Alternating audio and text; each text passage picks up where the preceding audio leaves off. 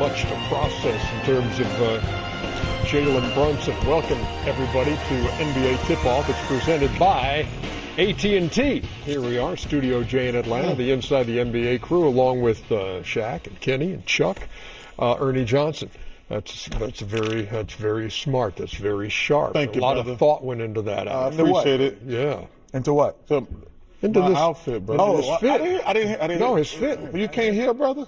No, I'm just. What if I slap hell out you? Could you hear? Well, you're gonna hear some thunder. What was hear some thunder coming? Now, what was your issue with KAT?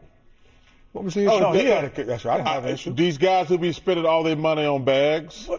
Why are you counting somebody else? That's not the point. It's not your money. You don't have to show people when you got money. Get you just a regular old little bag and walk in the arena. Don't spend all that money on the bag. You're gonna need that money one day. It's like that fanny pack you used to sport. Man, that's quality. Come on, man. Quality bag, man. That's a $20,000 bag that's right quality there. bag. You don't need no cheap bag. That's $20,000 he ain't gonna have to spend on something else. Yeah, like blackjack? Yep, double down. Always double down on 11. Shaq, is this a silly argument to be having as we start the show? Shaq, but it's Chuck. But you agree with me, though, right? First of all, how do you know the bag is 20 stacks? Because I've seen it. That's an Hermès bag. I think that's Hermès. That's about 20. I wouldn't know because I'm like you. I think it is. So you're not a 20 stacks bag carrying guy. He should kill O'Neal. Talking to a man who has 28 cars. Toomey. Everybody has their vice. T-U-M-I. No, Toomey. Good. Ain't nothing wrong with Toomey.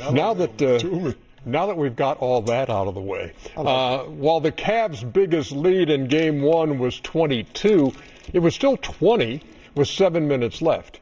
And no team in playoff history had come back from that deficit with that time remaining. And it's not exactly a small sample size. Teams were 0-663. Jeez. But then Tuesday happened, and the Knicks roared back to win in overtime. Now the question, what is the lingering effect on Cleveland?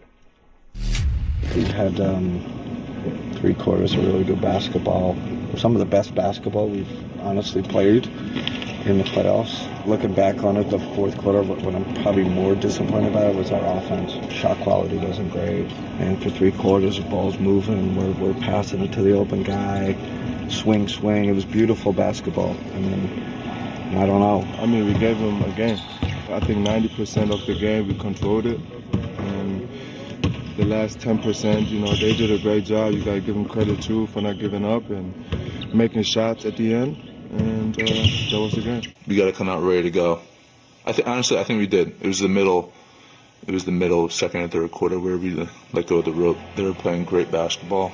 Had us on our heels. I mean, we don't want to be in the position where we're down 22 again. But regardless of what the score was, being able to fight back, having that mindset, it definitely helps. Here it is. This is the place what it's about. You live between misery and awesomeness, in the playoffs. And this is, of course, misery, but it's probably the 4th miserable game, 4 or 5 miserable games we've had in the playoffs. So it's like, okay, come on, get back on the horse. We go back at it. Cavs are 8-7 overall in this postseason, and this was the final 12:52 of that game, which went into overtime. So the last 7 and change in the 5-minute overtime period, and the dominance of Jalen Brunson over Cleveland as a team. And now we head to the Garden, where Lisa Salters is going to be working the sidelines tonight. So, Lisa, 48 hours later, how are the Cavs mentally handling what happened in Game 1? Yeah, Ernie, well, that's been the question for the Cavaliers, like you said, for the last 48 hours. How do they mentally recover from a loss like this? And Kenny Atkinson's response has been, well, the same way we did all those other times that we had those bad losses in these same playoffs. Atkinson said they went through this when R.J. Barrett hit the 3 that almost bounced as high as the ceiling in Game 6 in Toronto. They were crushed when they failed to close out the last series at home. That was devastating, too, he said. And our response has always been, hey, let's get back on the horse and just keep going. So the Cavaliers, at least outwardly, appear to be owning what happened. They also seem determined to move on. Donovan Mitchell said he really didn't have an answer as to why he didn't score in overtime. He and James Harden were a combined 1 for 10 from the floor with just 3 points in the last 12 minutes of Game 1. Donovan was asked if he was healthy, if perhaps there was an injury that maybe he was playing through, and he said, no, I feel great. Now, Donovan said that he wasn't going to overreact to what happened in Game 1, that it was a bad loss, but that it was just one loss. And his plan was just to watch the film and figure some things out for tonight's game too. Ernie? Lisa Salters, thank you very much. We appreciate it. Shaq, I got a question for you because we've heard like the Cavalier players afterwards saying, as Lisa points out, hey, it's one loss, it's a loss whether you lose by 40 or whether you lose by 1. Is that something you would truly believe or something you feel like you need to say? You need to say it, and if you want to win a championship and if you think your team has the potential to win the championship, you have to embed that in your mind. My question is, can they bounce back from it mentally? You know, it's listen, it was a tough loss. They're in New York, 48 hours. I was actually in New York. I read the articles. The articles were killer. Can they bounce back? We're all players. We have egos. So, you know, as you heard Coach and Donovan say, we missed some shots. The offense, you know, forget the defense, you know, forget all that. We missed some shots. So if you stick to that excuse, if you believe that excuse, and if you come out and play like you think you can win a championship, you do have a chance. But again, can they bounce back emotionally? I'm looking to see if they know how to make in-game adjustments. You can't let a guy go up. My guy's 7, 8, 9, 10 games in a row.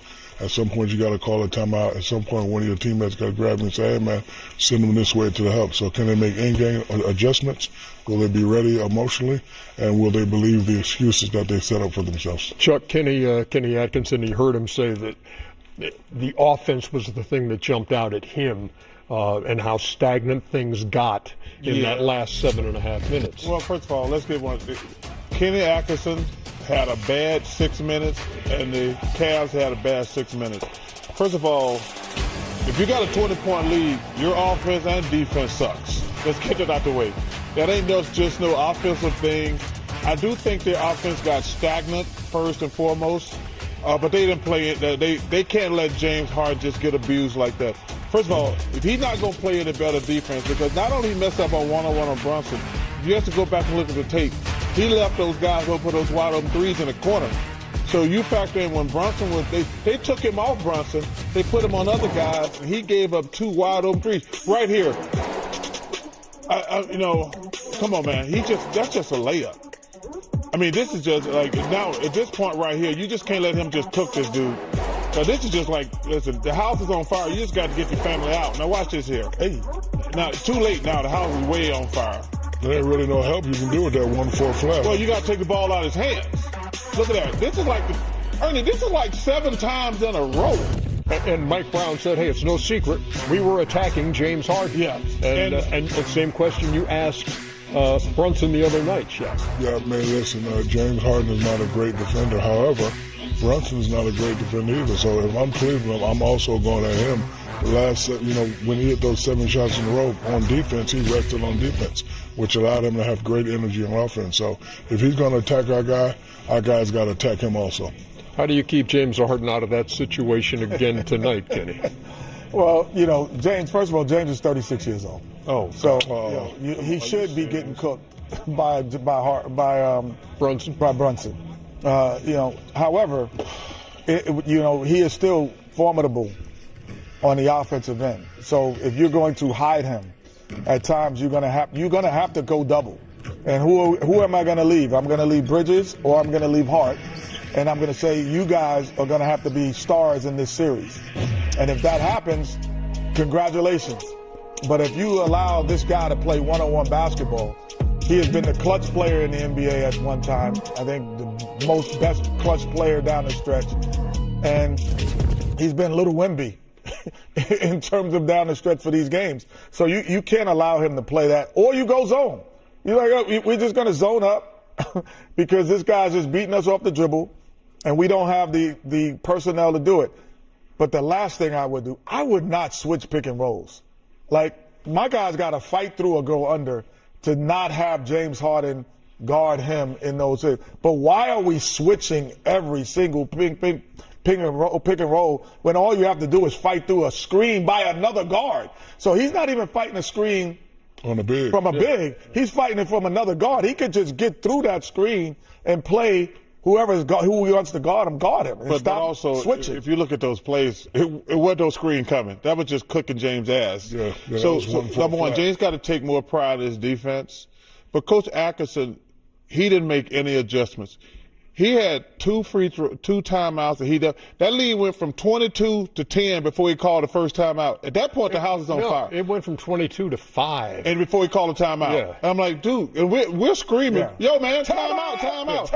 And then, because you know, when you get to the 2-minute mark, you lose those timeouts anyway. Yeah, you got two max in the last 2 or 3 minutes of the game. You're like, why are you saving timeout? What are you saving for, a spring break? No, that's not need that. But also, you got to take James out the game. If you got Donovan out don't there, switch. Just don't switch. No, but I'm saying if James gonna get cooked like that, Dennis Schroeder gonna compete more. Wade gonna compete more. Struth's gonna compete more. Those guys are good, hard working defenders. You just cannot let that happen. Just put James on Josh Hart and you're fine. And don't switch. As we head to break, again, I guess revisiting the Karl Anthony Towns accessory. That's not a bad outfit, man. That's too much money to spend on a bag is what I said. That's a bad outfit. No, that was a bad bag. I had too much confidence. How much did that bag cost, by the way? That was a Nike outfit. Say, hey, man, Darren Lewis, that ain't funny, The bag was a Nike bag, too? The one you were toting? Yeah. No, that wasn't a Nike bag. Oh, that was like a little clutch. Little clutch shoe. Yeah, little clutch. Hey. Game 2 of the Western Conference Finals. What a great game to watch. And OKC, that's the two of the best fan bases in sports right there. Oklahoma City and San Antonio. I can't wait. Give me this, young man. Oh, my goodness. Watch your head. 1, 2, 3. Oh, my God. I said 1, 2, 3. Watch your head. Man, that is so impressive. That was crazy. Mr. Castle, come on, man. Ooh, don't stare at him. Well, I would stare, I would stop, I would have did a dance. So many San Antonio turnovers on the night. Man. SGA with the finish there, he had 30. 62 to 51. Oh, my goodness. They were up 13 in the third. San Antonio goes 15 to 10. Look at this. Come on, man. Come on, man. Go, gotcha. Jimmy Robinson. Alex Caruso. Hey, Ernie, your son has been flat out balling. 11 for 18 from 3 in the give me series. That. Great block by Shea. Yeah. Give me that. And then watch Dylan Harper come down and grab at that right leg. That hurt. That was a big injury. And then later, same deal. Those are just fluke plays, too. Oh, my gosh. Man, check. That's why Chet's not a boxer right there. So Harper left, then thought about coming back. I said, don't bother. Go back in. You can't take no chance with them hamstrings. No doubt. Oh, my. Ooh, don't do that to it. Oh, my. Come on, man.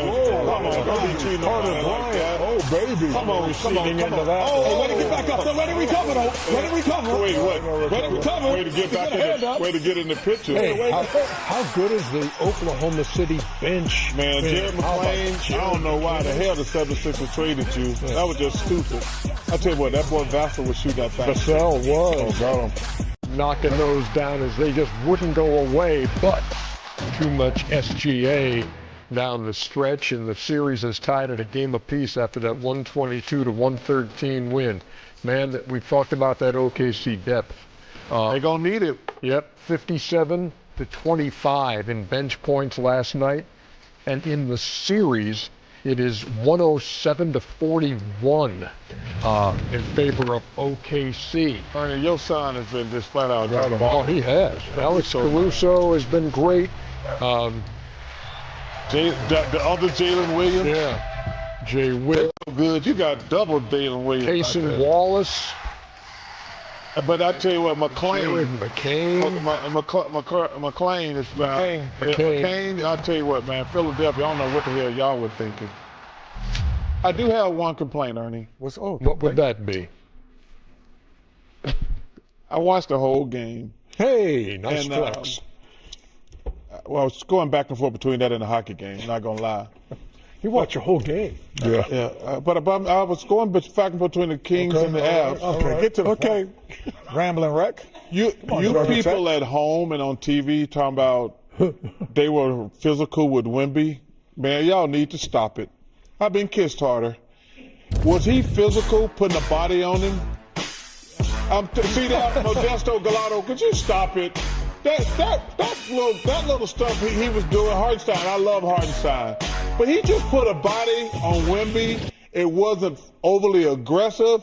he didn't hit. There was no excessive fouls. But for you people thinking that's physicality, y'all need to shut the hell up. Well, in this day and age. Well, that's right, Ernie. This day and age. Yeah, but I don't think Wemby's complaining. So he's not worried about it. I think Wemby's like, okay, you want to play like this? I can play like what? No, whatever you want to play. You don't want to be touched at all? Wemby's not complaining. That's the fans complaining. And the announcers. Well, I will say this. The one thing that will change the direction of the Spurs, I've never seen this ever happen, where a guy can be so dominant when he's got the basketball, but he still turns it over. And that's Castle. 20 turnovers in 2 games. That's crazy. Because usually you're turning the ball over because guys, you can't really handle them. But when he doesn't turn it over, he is dominant against these guys. All you have to do is keep the basketball. But in fairness, it ain't all him. 20 turnovers, though. Yeah, first of all, he does 2 minute turnovers. Yeah. But they have the best perimeter defense in the NBA. He can handle it. Because when he doesn't turn it over, they can't guard him. Yeah. So that means that just shoot it and not pass it. That's all I would be doing. I'd be getting to the rim. By the way, heading into Game 3 now, the injury situation. Dylan Harper, De'Aaron Fox, J-Dub, all listed as questionable. But it's right better now. it's better for the Thunder. And what I mean by that is because they're used to playing without 100%. They're used to playing without Jalen Williams. Without Fox and without Harper, that's a big deal. Put Wemby at the point. Put him at the 1. Video game Harper. Stop it, man. Stop it, real deal, O'Neal. Come on, man. That guy definitely had to get fired. We're coming backward, Jay. Meantime, outside Madison Square Garden. Outside because they couldn't afford to get in. It's only 19,000. I'm just joking. I can't joke now. Chuck, you're right. I'd love to see him show up and do that, though. Hey, Chuck, you're right. 8 million people in the city. Y'all have nothing else to do but stand outside like damn fools. Cheer for your team? Yeah. They can do that at home. Yeah. Yeah. Kevin's not here, always text us. Me watching Alex Caruso. How you know if Kevin's not here does not always text us? He does. It's not a text, fool, but okay. No, it's not. All right, Chuck. It's a tweet or an X or whatever you want to call it these days. The New York Knicks are looking to write a new chapter in their storied basketball history. Having advanced to a second straight Eastern Conference Finals, they have their sights on their first Finals appearance since 1999. In advance of this series, Malika Andrews sat down with Jalen Brunson and Karl Anthony Towns to discuss how the team has prepared for this moment. How often do you guys sit down for an interview together? Not too much. Yeah. Early January, late December. You all were 2-9. Tell me more about that. What was true that was hard during that time, and how did that shape what we're seeing now? I mean, we were 2-9, but pressure makes diamonds, and we came together, and we always talked about the unity of this team, and we talked about the character in that locker room, and we just, instead of falling apart, we leaned on that unity that you saw so special last year. We found ourselves on the other side of that situation, and even growing stronger as a team. The New York Knicks have won 8 straight games. There was a point in the first round, we were trailing 2-1 to the Atlanta Hawks. What happened after Game 3 that you all turned it around? It was a lot of things said. Nothing was disrespectful. Nothing was personal. It was kind of soul-searching time. Like, what do we want this to be? What was the answer? Who did the New York Knicks want to be? I mean, we want to win. And we saw how far we got last year. And there's nothing in our minds that said we weren't, going to get back there. So just trust experience, trust each other, most importantly, and things will work out. And like you said, we're here now. The Knicks will advance to the Eastern Conference Finals. They've won 7 consecutive playoff games. Karl, you've been sort of the hub in a lot of ways of the offense in a new way lately. What has that opened up for this Knicks team? I think it just, one, allows, our KAT to not have so much pressure on him to bring the ball up and to have to make the plays all the time, And I think we put so much on his shoulders to do for our team so we can have a chance to win. It's great that I can help him. We need him to save his energy, because we all know, especially last year, he got a whole award for what he does in the fourth quarter. Brunson, three-pointer, puts it in! Captain Clutch has come alive! It's really cool to see KAT, what he's been able to do. Obviously, he's had in his repertoire, and I think us having to go to that during the Atlanta series, we kind of saw something that we can continue to do more of. Whether we ask of him, he does it. It's just the type of person he is. Did you hear that Jalen, he was asked about that and not having the ball in his hands as much? He said, I'm not a star. One, I'm not a star. Two, I want to win. It's true. You're not a star. You're a captain. Okay. There you go. Semantics? He's annoying. He's annoying. Oh, my gosh. All right. There's something special that happens after you guys win, and it's a dance party that's happening outside. Can you just describe the feeling in the city right now? The energy's crazy. The fans really believe, and that's something that we were able to provide them, that belief, that hope. So, we got to continue to do our part to give them something to cheer for. Would you ever go out there? I thought about it, then I saw J.R. Smith, and I don't know now. Maybe after a championship? That would be the only time I'd do it, but still, it might be even a little crazier then. You're facing the Cleveland Cavaliers. I mean, obviously they're a great team, well coached. They have a variety of ways they can beat you.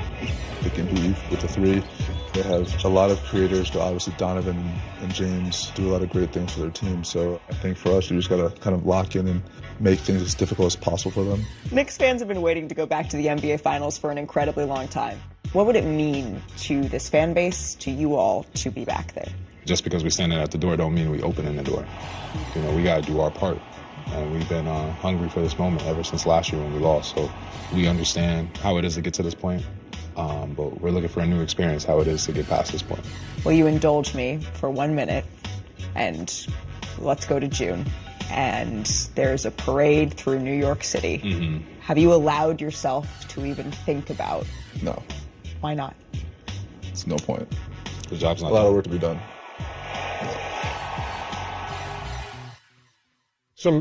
Sometimes, Shaq, a guy has it, and not everybody has it, the ability to take over a game, and when you're down, like they were in game one, and it became his game.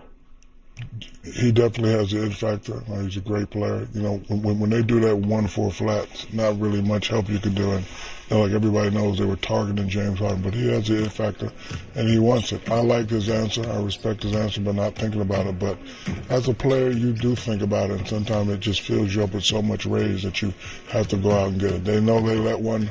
Well, I was going to say let one slip away. They know the first game was lucky. So now, if they want to get to that next level and get to that next series, they got to come out and they got to dominate these guys the next 3, 4, maybe 5 games. And he has the ability. KAT has the ability. And, they played great in the last series. Game one, they was okay. But my question is, can they do it? Can they, bring New York to the finals? And, they say that they're not thinking about it, but as a player, you do think about it. It's interesting because a lot of the talk was about the change in the New York offense and running things through KAT. And we saw as the game began last night, you saw KAT out top, holding the ball like a baseball, looking around, distributing. His assist numbers have been way up. But in that game, when it came down to are we going to win this game, it was Jalen Brunson because time and time again. They don't have the same advantage they had in those other series. KAT got to score.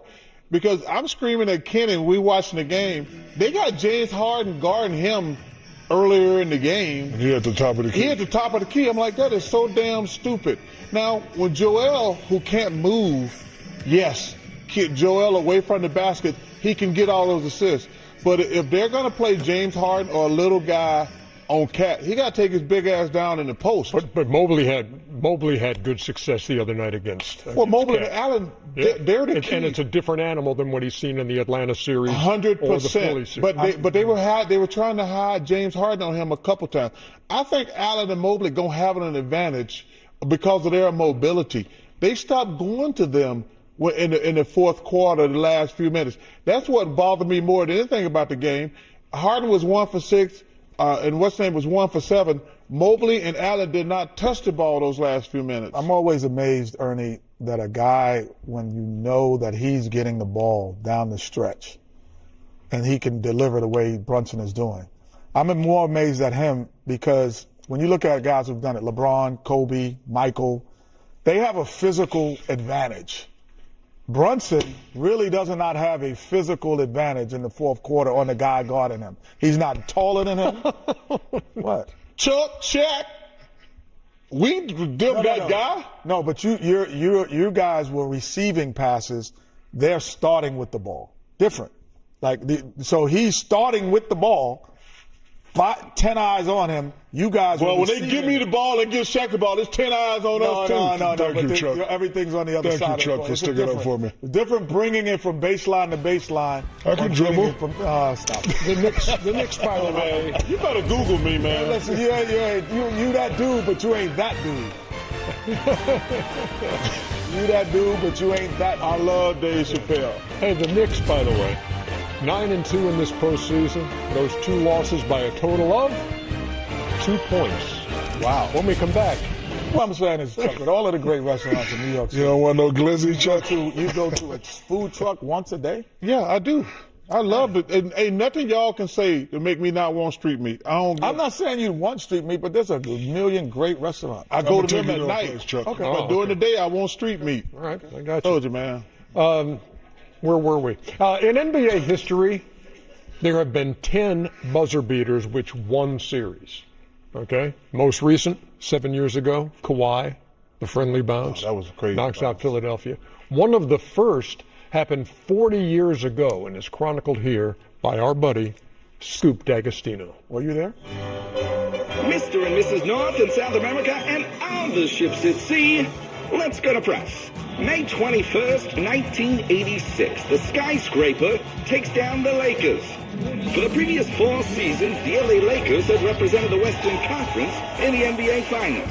But they were down 3-1 to Ralph Sampson and Hakeem Olajuwon. The Twin Towers looking to overpower Los Angeles. The Dream got in a nightmare situation, tossed from the game after catching some flack from Mitch Kupchak with 5 to play. Kupchak and Hakeem go at it, and Lucas wrestles him down, and both benches empty. Teams were tied in the closing seconds. A shot from Byron Scott rimmed off, leaving 1 second left for the Rockets. McRae will inbound. And all in one motion, Sampson caused a commotion. Sampson. It goes. It's over. A miraculous shot by Ralph Sampson. And an improbable finish to the Lakers' reign. Sampson's contorting had all the newsies reporting the big fella had the Rockets lifting off into the NBA Finals. As always, we're giving you the scoops on hoops right here on great moments in playoff history. You ain't gonna Thanks so much, up, Scoop. Kareem? Yes. Still hurts. C-Rock, what up, brother? You know Michael Hatcher? I don't think so. Well, I know everybody else. Who I said if I know a name, I'm going to say it. There is Donovan Mitchell, who had 29 the other night, but only 3 in fourth quarter and overtime. How can they go get that? The Candyman. Candyman. You didn't like Candyman since when he was a Clipper. I don't like nobody. You know that. Yeah. You don't like big men. Yeah, true. True. You know what I'm excited about? What's that? We got a brand new Shaqtin' a fool. Oh, yeah. And that was a foul. You didn't even call a foul, Steve Jarvis. That was an offensive foul. Oh, was it? He shot the fool. What? You say what? He shot the fool. What? He doesn't like nobody. Especially Chuck. Number 4, Jalen Duren. No. He will have plenty of time to think about this pass in Cancun. Oh, come on. Great pass, too. That's a great pass. Damn. Don't talk about shooting catches. Yeah. Well, if you have a 3 or a dunk, you always take a dunk. Number 3, DeAndre Ayton. Hey. Dominating. What is this, the big man version of Dominating was dominating in the playoffs. Oh, come on, man. Damn, Dylan Brooks. You're going to be broke one day with all that ice on. Dominating. Yeah. Come on, man. Y'all got to stop spending all y'all money on jewelry, young guys. Number 2, Andre Drummond. Oh, this is a big man edition. Yes. Big man edition. And guess what? I'm revoking his big man card. Watch this, Chuck. This is several attempts. Come on, man. 2. That's not his fault. Why? 3. He can't, you know. Why? I'm going to leave it alone. 6. And then Cat says, no, all it takes I would have is not one. given Cat the broom. I got it, little man. I wouldn't have been doing that. Charlamagne, Yeah, I we would not love you, have brother. given the broom. Cracks the Liberty Bell. And number 1, Rudy Gobert. Oh, it's the big man version. He got put in a San Antonio spin cycle. Oh, come on, Wemby. I can't wait to see what Chan Trump does with this. I cannot wait to see this. It's a twister. Come on, Rudy. You can't be looking the wrong way. Come on, now. Not the defensive player of the year. You see them Charles Chuck? Oh, man. Those were some of the best ones of the year right there. Chan, you never disappoint with what you're able to do with Shaq and a fool. When we come back here on NBA Tip-Off, you're going to hear from the Knicks' Josh Hart. So keep it here. Hey, look who's at the game tonight. Come on. Are you believing it? Who's not at the game? Let it go, Rick. Spike is on fire right now. Yep. He is Thank super you. happy. That'll be thank you for having your son come to New York City. Changed us. Hey, by the way, Vanessa Richardson had a chance to speak with the Knicks' Josh Hart. Thanks, Ernie. Josh, there are many different ways to win in the NBA. You guys were down by 22. You clawed your way back. What does a win like that say about the resiliency of this Knicks team? I think it just shows the character in the locker room. Obviously, start from the top, with Dole and Leon, and then took us down to Mike and, the rest of the guys, JB, Cat. It's just that toughness and that ability to face adversity head on. The defensive pressure you guys had yielded a lot of turnovers. You were a big part of that. What do you like about the defensive identity of this Knicks team? Yeah, I mean, we got to come in with toughness, attention to detail, and focus. And if we do that, play with physicality, play to our strengths, we're able to get stopped and then go out and play fast, and that's something that we really want to do. I just had a great conversation with Mike Brown in the hallway. He said at the beginning of the season he had you guys sign a contract with the 5 standards of the team. And he said one of those standards is sacrifice. And he mentioned you showed that in the fourth quarter. How have those standards and those pillars really guided you guys to winning this year? Yeah, I mean, we talked about it a little bit yesterday, and sacrifice is at the top of it. Obviously, there's accountability. I'm blanking on the other 3. But I mean, that's the makeup of this team, and that's what we want to be right now. That's what we want to be moving forward. And if you do those things, those 5 things, that breeds a championship team. Like he's done so many times, Jalen Brunson took over in the fourth. What did you see from your teammate, your friend, and your podcast co-host? I mean, that's something that I know he's very comfortable in high-pressure situations. And for us, it's always, obviously we will always love to be in a blowout, but we know in close games if we can get stops, he'll go out there and make the right play. And that right play might not be, making shots. It might be drawing defense in and kicking it and letting other guys make plays. But, that's why he's our guy. That's why he was clutch last year. And, we're comfortable with the ball in his hand. Starting 2-0 would be massive in a series. What do you need to do to get another one at the Garden tonight? We got to play with a sense of urgency, a sense of desperation. We know they're going to come out, throw their best shot, and we can't just match that energy, but we got to exceed it. Thanks, Josh. Appreciate it. Ernie, back to you. Knicks trying to become the 13th